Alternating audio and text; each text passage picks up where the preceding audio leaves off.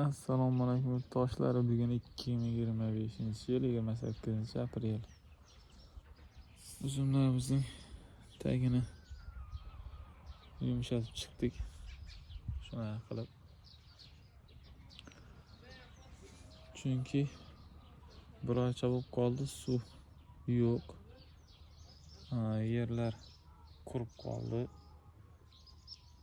Shunaqa qilib tagini yumshatib chiqdik. Sabab bularga suv quyib chiqmoqchiman.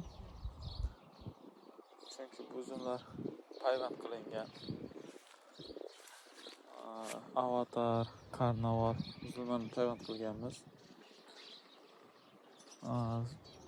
Suv yo'q, suv ochish uchun. Shuning suv bermoqchimiz. Chunki payvandlar yaxshi yurishmayapti. Bir oy bo'lib qoldi.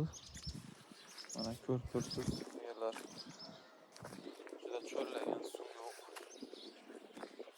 Shuning uchun shunaqa qilib chopib chiqdik. Endi bularga suv quyib chiqamiz.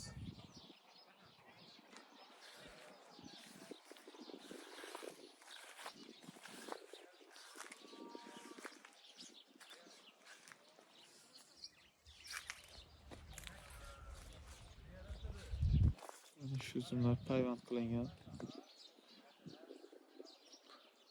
Suv yo'q bo'lganga yaxshi yurishmayapti.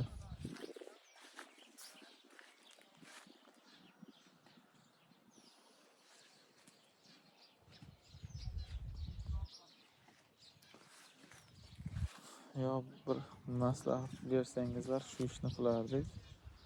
Hozir nima qilishni bilmay shu ishni o'zim o'ylab qoldimda, shunaqa qilib tagiga suv quyib chiqaman deb bularni bo'shatib chiqdim. Sizlarda yaxshiroq bo'lsa kommentariyaga yozsangizlar ko'rib chiqamiz.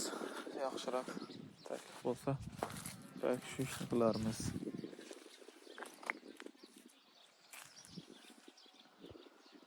Mana shunday ahvol uzumlarda.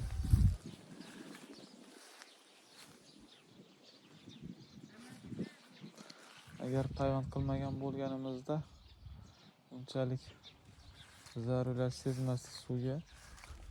Payvand qilganim uchun suv quymoqchi bo'lyapman.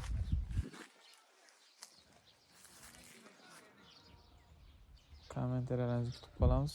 Mayli, sog' bo'ling, salomat bo'ling.